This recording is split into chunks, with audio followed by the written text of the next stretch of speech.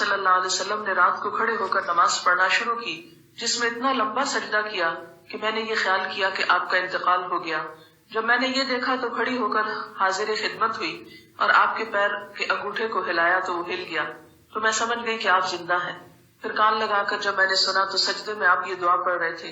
اے اللہ میں پناہ مانگتا ہوں تیری معافی کے ساتھ تیرے عذاب سے، پناہ چاہتا ہوں تیری خوشنودی کے ذریعے سے تیرے غصے سے، اور میں پناہ چاہتا ہوں تیرے عذاب اور قہر سے، اور تیری معافی کے ذریعے سے تیرے عذاب سے پناہ چاہتا ہوں، اور تو اتنی خوبیوں والا ہے کہ میں ان کو گن نہیں سکتا اور نہ تعریف کر سکتا ہوں۔ تو ایسا ہی ہے جیسا کہ تو نے اپنی تعریف کی۔ جب آپ نے سجدے سے سر اٹھایا اور نماز سے فارغ ہوئے تو مجھ سے فرمایا، اے عائشہ کیا تم نے یہ خیال کیا ہے کہ اللہ کے رسول صلی اللہ علیہ وسلم تیری خیانت کریں گے اور تیری حق تلفی کر کے غیر کے پاس جائیں گے؟ میں نے عرض کیا، یا رسول اللہ خدا کی قسم نہیں، لیکن آپ کے لمبا سجدہ کرنے کی وجہ سے میں نے خیال کیا شاید آپ کا انتقال ہو گیا ہے۔ پھر آپ نے فرمایا کہ اے عائشہ کیا تم جانتی ہو یہ کون سی رات ہے؟ میں نے عرض کیا، اللہ اور اس کے رسول زیادہ جانتے ہیں۔ آپ نے فرمایا، آج شعبان کی 15ویں رات ہے۔ اس شب میں اللہ تعالیٰ اپنے بندوں کی طرف نظر رحمت سے دیکھتا ہے، معافی چاہنے والوں کو معاف کرتا ہے، رحم چاہنے والوں کو رحم فرماتا ہے، اور بغض رکھنے والوں کو ان کے حال پہ چھوڑ دیتا ہے۔ لیکن اس حدیث کی کوئی بھی اصل نہیں، یہ حدیث جو ہے درست نہیں اور اس پر اعتبار نہیں کیا جا سکتا۔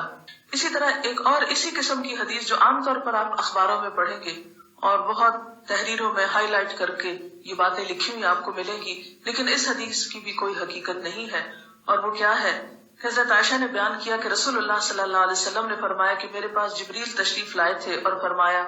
آج کی رات شعبان کی 15ویں رات ہے، اس رات میں اللہ تعالیٰ قبیلہ کلب کی بکریوں کے بالوں کے شمار کے برابر دوزخ سے لوگوں کو آزاد کرتا ہے۔ اس رات میں مشرک کی طرف نظر رحمت سے نہیں دیکھتا، نہ کینہ پرور کی طرف دیکھتا ہے، نہ رشتہ کاٹنے والوں کی طرف، اور نہ ٹخنے سے نیچے پائجامہ لٹکانے والوں کی طرف، نہ ماں باپ کے نافرمان کی طرف، نہ شراب پینے والے کی طرف۔ تو اس کی بھی کوئی حقیقت نہیں ہے، یہ بھی بالکل ایک من گھڑت سی حدیث ہے،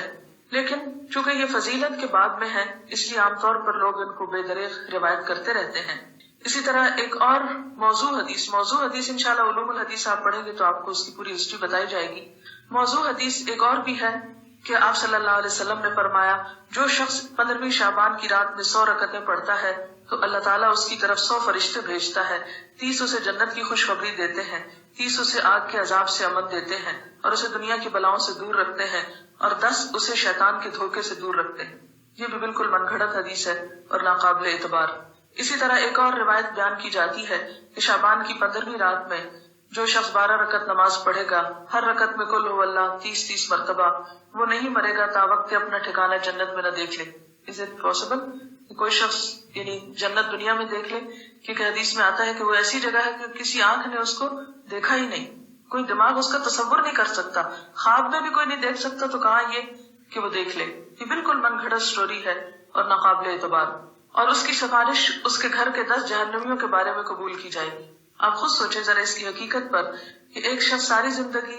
5 وقت نماز پڑھتا ہے، صدقہ خیرات کرتا ہے، جھوٹ سے بچتا ہے، حرام سے بچتا ہے، اس کے بارے میں تو کوئی ایسی خوشخبری نہیں سنائی گئی، اور کہاں یہ کہ ایک شخص ایک رات میں کھڑے ہو کر